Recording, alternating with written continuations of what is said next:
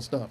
The thing is that you also said, and I'm looking at some of your stuff previous, that there's a system in place that actually incentivizes women to make babies without husbands. The right? Great Society Act. Take that away. I agree. And then that problem essentially goes away. I agree. Now, I would ask this question also. What percent of black men do you think are abandoning their homes right now? Well, we know that. It's actually 60 to 70%. Well, okay. Then you'd actually be wrong because, the CDC actually submitted a report in 2023 that says 54% of black men don't even have children. But that's 54%. Those are two different numbers, man. I'm talking about those that impregnate. Okay. Most black men are actually producing children within the construct of marriage. I'm talking right? about just the kids. So you're saying black men are getting married and then leaving their families? Not getting married. That's the problem. What I'm saying is the data. I'm saying 2 out of 3 black men impregnate women and don't stay with them. Sir, yeah. Hey family, welcome back to my channel. So today's video is another Charlie Kirk's video in which he snaps at a black student who openly is in support of anti-white racism. So if you want to see this video, let's go right to it. Last year you said something about DEI, unqualified black pilots. You see a pilot on a black pilot. Don't you think it was an irresponsible statement suggesting that maybe these pilots aren't qualified or unqualified? Irresponsible. But I'll tell you exactly what I said and why I said it. Okay, go ahead. I said the pretext. I went through a whole windup. I said United Airlines is saying that they want 40% of all their pilots to be people of color or women.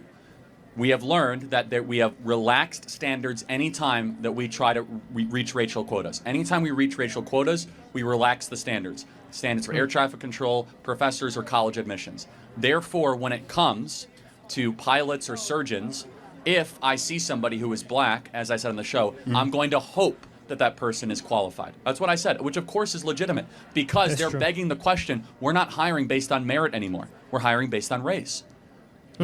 So when you see a black pilot, you wonder, boy, is that person there because they earned it or because they were placed there? That's what DEI does. It makes you ask questions you otherwise would not ask. So the airline industry is going to take an unqualified person just based off diversity. Underqualified, not underqualified. Unqualified, underqualified, whatever, uncertified, and put them in a cockpit and risk people's lives? Those are two different things. Under and un are two different things. Of course, United Airlines will not take someone off the side of the street and put them into a pilot. But in order to reach a 40% goal, they might cut corners. They might accelerate the process in order to reach a goal. We know this through all sorts of DEI examinations and projects over the last 10 years.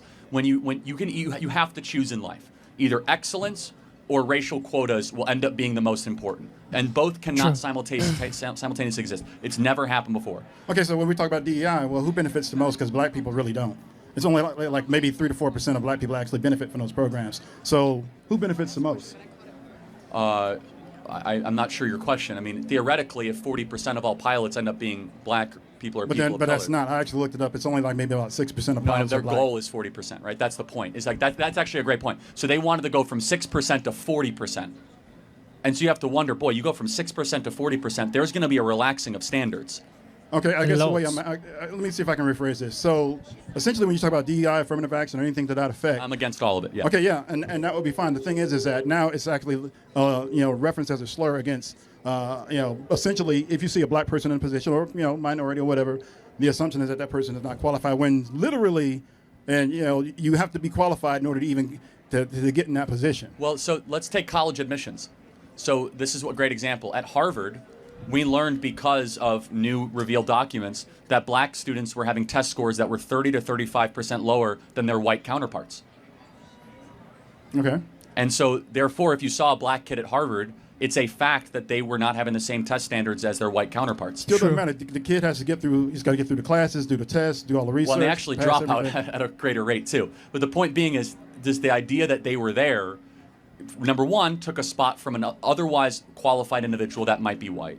And they were not there on the same merits. So what we want is the same rules for everybody. You're making the assumption that they're not qualified in order to get in. In order to even get there, it's not the assumption. It's the data. So, for example, it's literally at Harvard, you had kids with perfect SAT scores, perfect ACT scores that were white. So that makes a degree from Harvard worthless then. Well, you're exactly right. Yeah, actually, Harvard's degree is becoming more worthless because it's more race-based than merit-based. You're exactly right. Okay, now we talked enough about that. So in the past, you made statements about black privilege. So can you explain that to me and what it is? And yeah, of course. I mean, it's easier for a black person to get into college than a white person. You get with lower test scores. It's called affirmative action. Okay, so Yeah. that's been okay. So college admissions, affirmative action for college admissions has been struck down. Thank you. Yeah. So- I'll give you another example. What percentage of TV commercials have black people versus white people? I'm not sure about that, but white people are also in commercials. About so 40. Well, this is important. About 40 to 50% of all network TV commercials have a person of color right now. What percentage of America is a person of color? At least for black people, I know we're about 13%. Yeah, it's about so 13% of the population, nearly half of all the TV commercials. To commercial. White people are still in the Makes no commercials? sense. Yes, but underrepresented as proportional, though. The point being, I can give you another example. Easier to get corporate jobs. There are entire departments that are dedicated to just try and expand racial quotas. You know what would really would have fixed this from the beginning had you not had all the. So why do we have DI in the first place? Because this is the problem that creates. So why was DI necessary in the first place? Why was DI necessary in the first place? Or at least the government thought it was necessary in the first place. Why do I think that it was? No, why would the government? Do you want my well-intentioned explanation or the? Whatever you got. I mean, DEI was obviously about trying to destroy the excellence of the country and elevate racial tribal politics. Okay, so That if makes sense. You don't have the racism, right?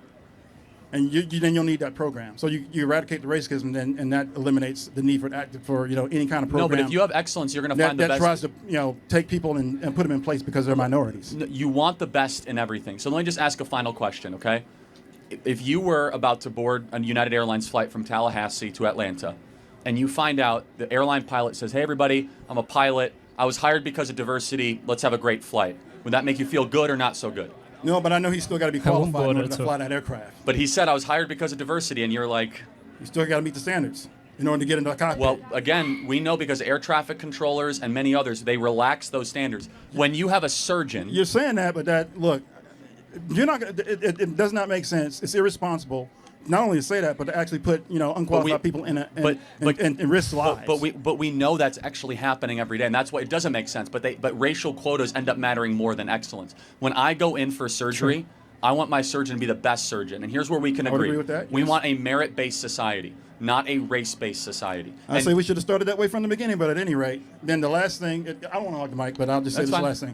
last thing. So you talked about, black fathers, absentee and all this other stuff and everything else. I actually agree. Okay, more fathers in the home and everything else, that's wonderful stuff. The thing is that you also said, and I'm looking at some of your stuff previous, that there's a system in place that actually incentivizes women to make babies without husbands, It's a right? great society. Take that away. I And agree. then that problem essentially goes away. I agree. Now, I would ask this question also. What percent of black men do you think are abandoning their homes right now? Well, as it relates? we know that it's actually 60 to 70%. Okay, then you'd actually be wrong because, the CDC actually submitted a report in 2023 that says 54% of black men don't even have children. But that's Where is he getting stats So, from? so Well, no, those are two different numbers, man. I'm talking about those that impregnate. okay. Well, most black men are actually producing children within the construct of I'm marriage. talking right? about just the kids. Because So obviously, you're saying black men are getting married and then leaving their they're not families? getting married. That's the problem. What I'm What? saying is the data. I'm saying 2 out of 3 black men impregnate women and don't stay with them. Sir, Yeah. I'm telling you that 54% of black men, according to the CDC study 2023 National Health Statistics Reports, literally says that 54% don't even have children. I know that's a complete different stat. Everyone knows missing what the I'm stats saying of- and not what you're saying. That's a complete different. That's like a. So- what I'm saying is that if you have a black child, which obviously exists for some reason, right? Somebody did something to make that black baby. Okay? 2 out of 3 times, the dad will not be around. True. Fact. Done. True. All right. Simple. Period. Yeah, it's only out of. Thank you. The statistics are actually out of only those who have kids. So you got black men who are married also. They're not abandoning their children and families at high rates. But that's not what I'm saying. I'm saying that the vast majority of black babies are born out of wedlock with abandoned fathers. Okay, so let's do this. Now, if that's bad for a black It's baby, bad for all. It's bad for everybody. So then shouldn't that be your main line then? It is actually. Everywhere I go, I talk No, about when you dads. do it, you kind of focus on black men as if somehow we're the only ones. That's part of that problem. It's Well, black no, it problem. is a black men abandonment issue, of Yeah. course. I mean, would you agree that's probably the biggest issue facing black America is lack of dads? It's one of the issues. Okay, what is the biggest issue? I don't know. I haven't kind of thought That's about fine. that. Hey, I don't want you to know. think about it over the next couple of days. We as conservatives believe Because we got a lot of problems, but I'll the breakdown of family, we believe, is the original sin of what's happening. We think that truth transcends color. It's true for white people, black people, Asians, Hispanics. Final thought. Okay, fine, good question. Good conversation. That's just My thing is, when I hear you talk about it, it seems like you're framing it improperly, and then people are here saying that I'm doing it improperly. But I'm a black man in America. I That's know okay. something about I'm it. just offering you grace. I'm not saying that your number is wrong. Just saying that it's a statistic that wasn't necessarily relevant to what I was saying. So thank you very much. I All right, appreciate sure. it. Thank you. Thanks for talking. On the mic. On mic check 1 2 1 2. All right, cool. Make sure everybody can hear me.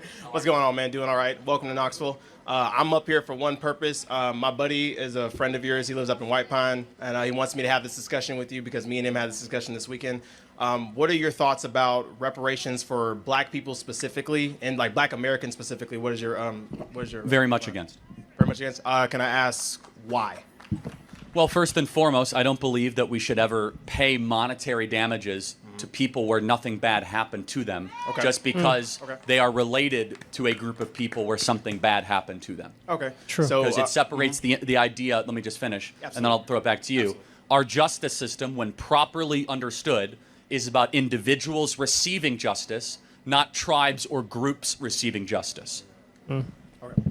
Also, I want to state that just because I am a black man, I do not speak for all black people. So I'm just this. I like this guy. You should give it up for him. Just want to state that for the record. I'm speaking for myself. So all right. So definitely hear you on that. And even for me, when it comes to reparations, for me personally, I don't believe that it should be a check. I think that reparations can look like many different things, whether it's like investment in institutions, more like better schools, hospitals, all that kind of stuff. So my question to you is like, so since you are against reparations, would you say that we should be against? Would you be for outlawing inherited wealth? Does that make sense? Well, I'm not for outlawing that. And those are two different things. Can I explain my point though? All right. So my point to that is that so what I hear for the argument against reparations is that black people today, obviously we weren't there, forced slavery, segregation, all of that kind of stuff. So we've done nothing to deserve that, because all the people who should have gotten it, actually not even probably, who should have gotten it, are either long gone or whatever. Now there's still some who are still with us today, but that's a conversation for another day. But my point is that inherited wealth is something that the great grandfather, whatever, is passed down.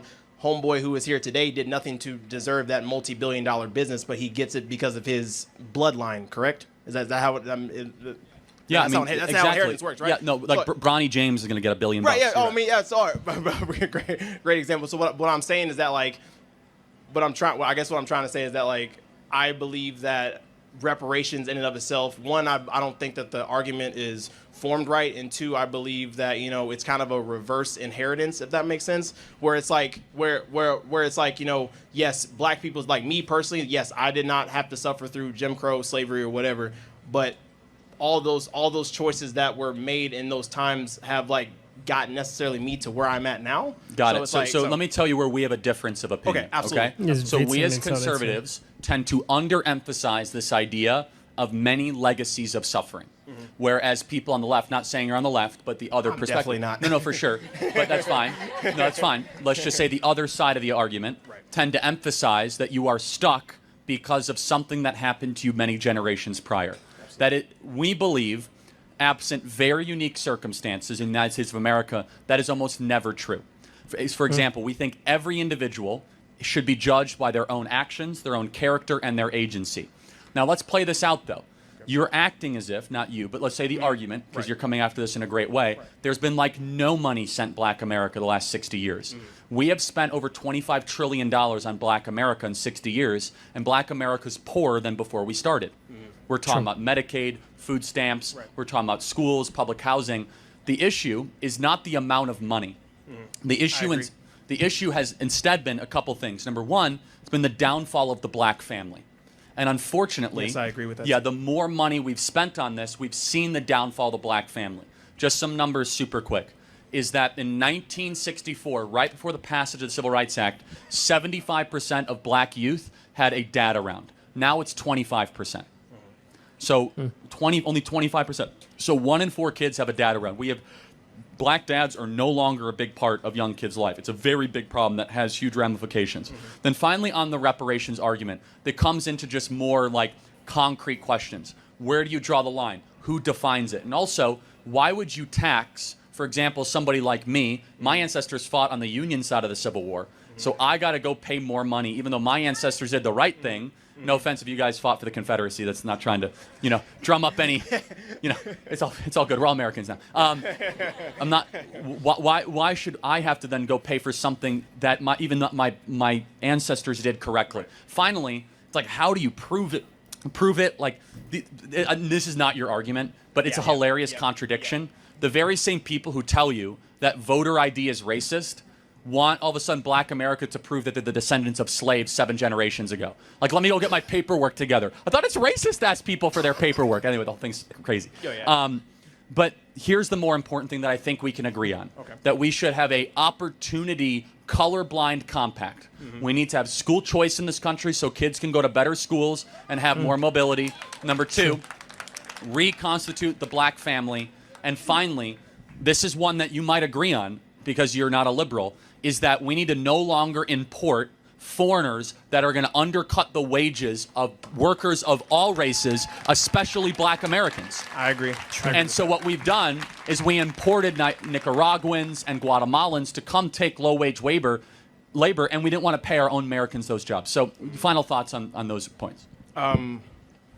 Also, great points. I would say that I am with you for the idea of a colorblind society. I think that I think it's a bit of a farce to say that colorblind society is something we should aspire to, but I think it's a farce to think that it doesn't exist, that race doesn't play a factor. I totally agree. Okay, and so I will say it plays far less of a factor 10 years ago. It's playing more of a factor today. Yes, I agree. In a negative way. Yes, I 100%. I mean, I think you had mentioned something about DEI like earlier, and I was like, for sure, like the way I agree with DEI in principle, but I think the way it's been instituted by our government and all the other institutions is completely wrong. So, because for me, it's not about seeing color; it's how you treat color. Does that make sense?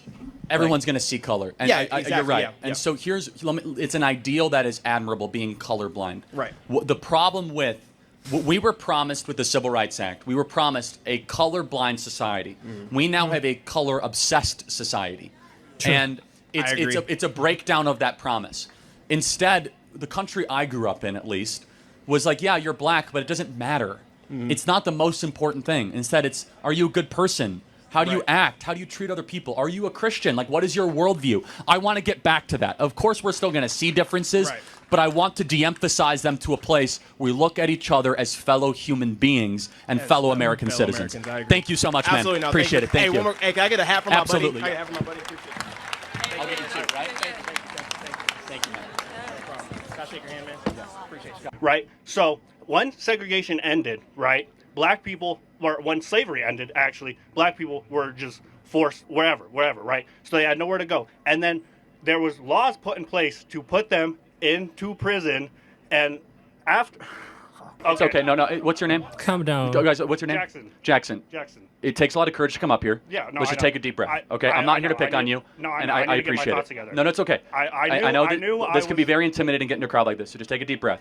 Let me make your argument. I'm going to make your argument for you, and I'm going to tell you why I think it's wrong. Okay? Okay, yeah. Is that fair? Yeah, sure. Okay, so the argument that is being made, that you want to make, is that there's legacies of injustice. Yes. And that those legacies impact one generation after the other.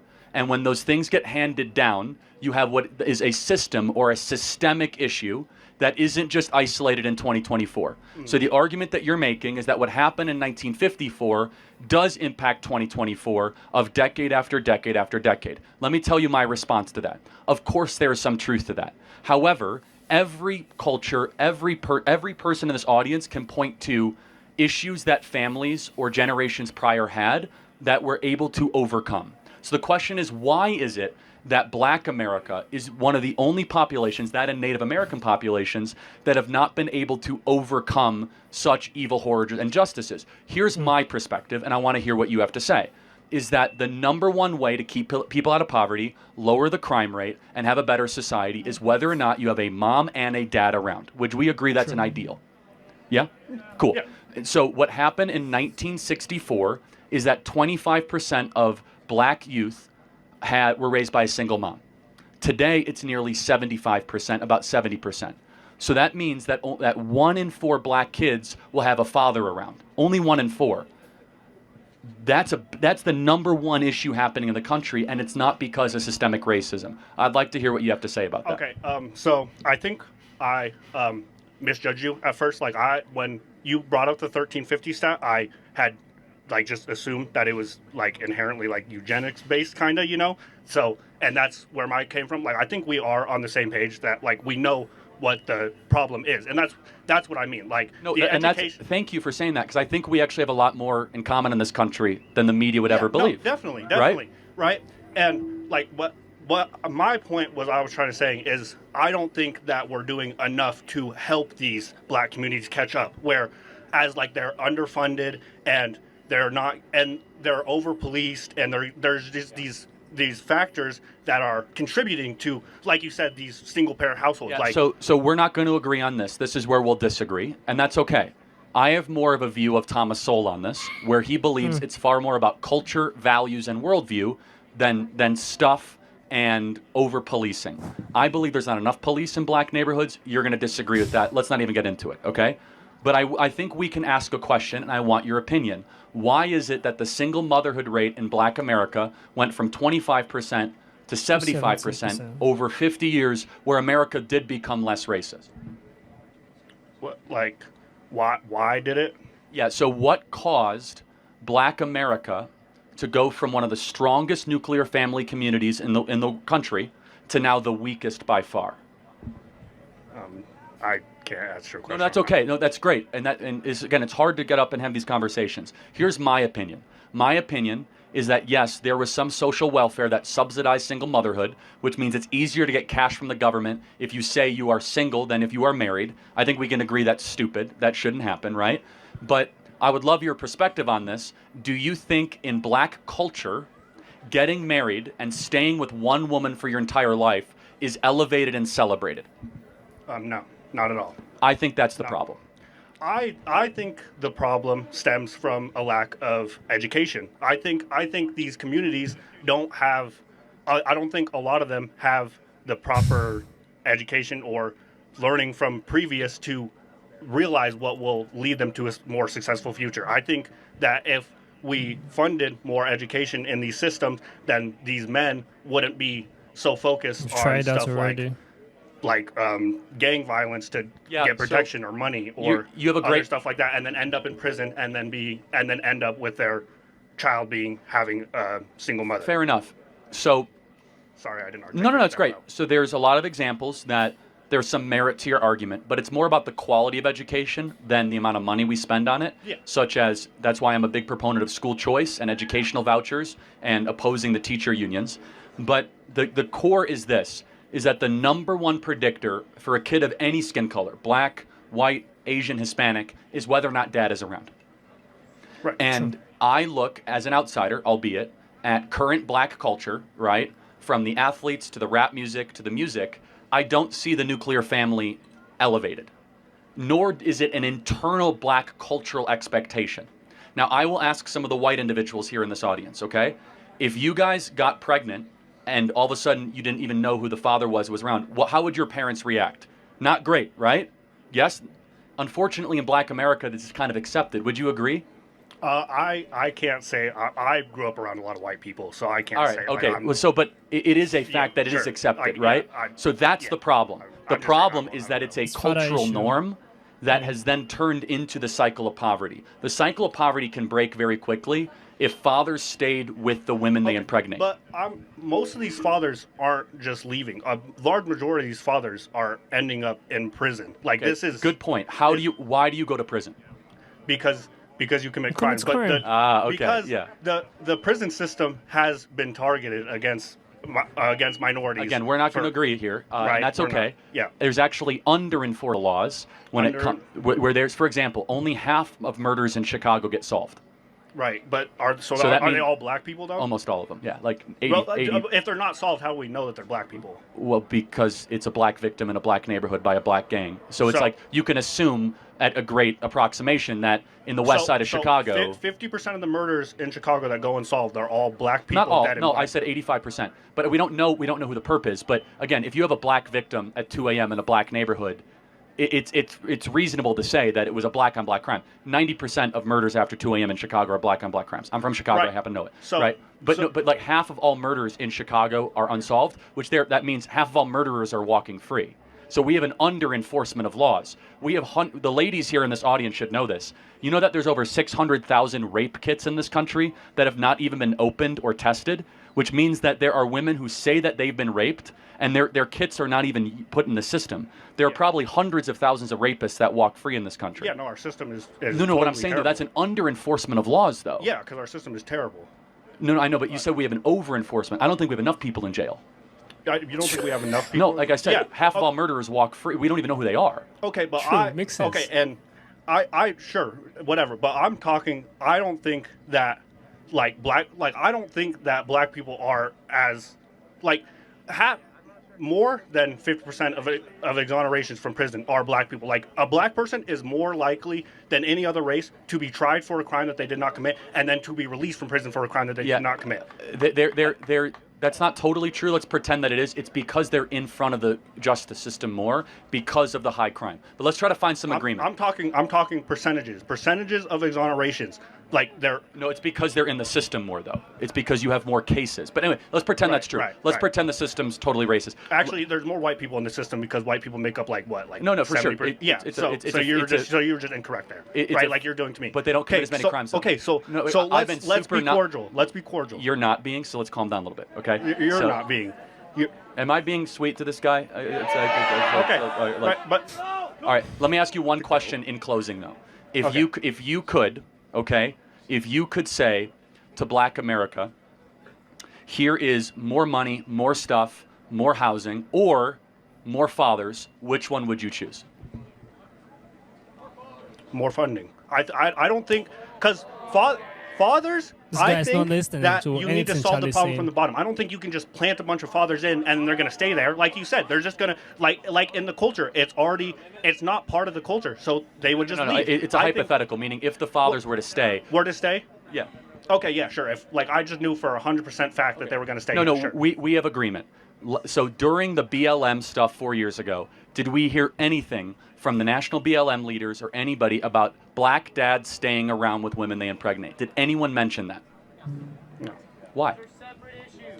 About black dads staying around with women they impregnate. Did anyone mention that? No. Why? They're 'Cause they don't actually, care. it's the fundamental issue. The fundamental issue is if you have a father around, less likely to commit crimes, more likely to graduate high school, more likely to get a job, less likely to be in poverty. How do we get there? Like, this is what I'm like. No, that's- how do we get there? Well, the with first of which funding and- is you must raise the standard of expectation, both internally and externally in the black community, that we're not going to put up with men, because we're both men, fleeing the women that they impregnate. Yeah. That we will say to men that flee the women that they impregnate, you're a loser, we're not going to tolerate you, we're not going to be friends with you, that you're the scum of the earth, that if you impregnate a woman and you just run away from them. Most definitely. but Do I we don't- do that right yeah, now? I don't think all men do. I think this is very common. What's the word I'm looking? I think this is very common in just masculine culture in general. Is that men won't do that too? I actually think it's the opposite of masculine culture. I think it's not feminine. It's something else. No. Just fleeing from the difficult. Well, no, but I'm saying in male circles. I feel like that is something that males would praise, or at least around my age range. That's something that happens. So then I think we need to demand better. Thank you for coming up to the mic. I know it's not easy, and God bless you. Thank you so much. Have a good day, sir. All right, you seem pretty educated on foreign and domestic policies. I'll try not to. You seem pretty educated on foreign and domestic policies. What's your take on rectifying the homeless crisis in LA, as far as it goes with Karen Bass and Governor Newsom coming from, San Francisco and such? What can we do moving forward? Is DEI the next way to fix these programs, No. allocating these funds, figuring out what the council members are doing? Where should we go with this? What's the next step for Californians and locals? It's very simple. When Xi Jinping visited San Francisco, all the streets were cleaned up and it looked like Singapore and there were no more homeless. We can solve the homelessness problem overnight. That's correct. If we choose to do it. But your leaders are choosing not to clean up the streets. It takes the will. Every homeless person should be given a place in a shelter, should be given 3 meals a day. They should be given a shower, but they should never be given license to stay on the streets. The streets are not their home. Sure. You clean up the streets and you give them the help they need. Period. End of story. Another big YouTuber, Channel 5, Brandon Cunningham, does a lot of hit pieces on San Francisco's homelessness crisis and how how bad the issue is. There's a lot of programs that don't work because it's enforced by the city. They hand out needles, they hand out kits. Correct. So what can you do to stop that? That's Stop obviously for the electing harm. Democrats. Yeah. So this local election, right? For the local election, a lot of people didn't turn out for the election.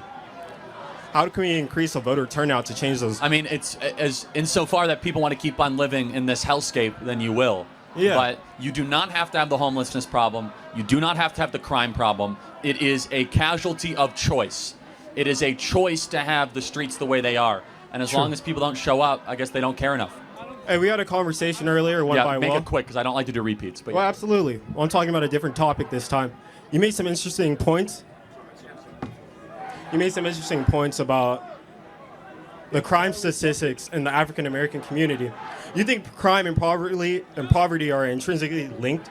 Not always, but they could be directionally close to each other. For example, poor Asians are not necessarily more likely to commit crimes than a poor black person.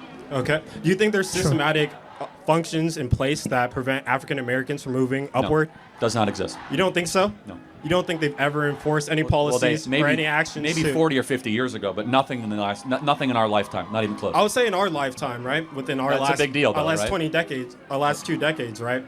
We've had a lot of opportunities for upper mobility, right? And for whatever reason, but at a systemic it hasn't level, worked. But at a systemic level, there's a history of prejudice within the American system against African Americans and black people. But there's also historic systemic bias against Asian Americans and Jews. It hasn't held them back. Yeah, but I'm not talking about them. No, right? but it's important to compare. Why is it that it held blacks back but not Asians or Jews? So I'll answer that. So Jews, well, let me speak about Asians. As a model minority, right? They've had more opportunities for upper mobility. How? Well, in terms of getting business loans, setting up in different neighborhoods. No, there was a lot more anti-Asian discrimination in California than anti-black discrimination in the 40s and 50s. So you agree 100% that African Americans have getting the same opportunities? No, I'm not. Look, as far as redlining goes, groups are sometimes treated poorly.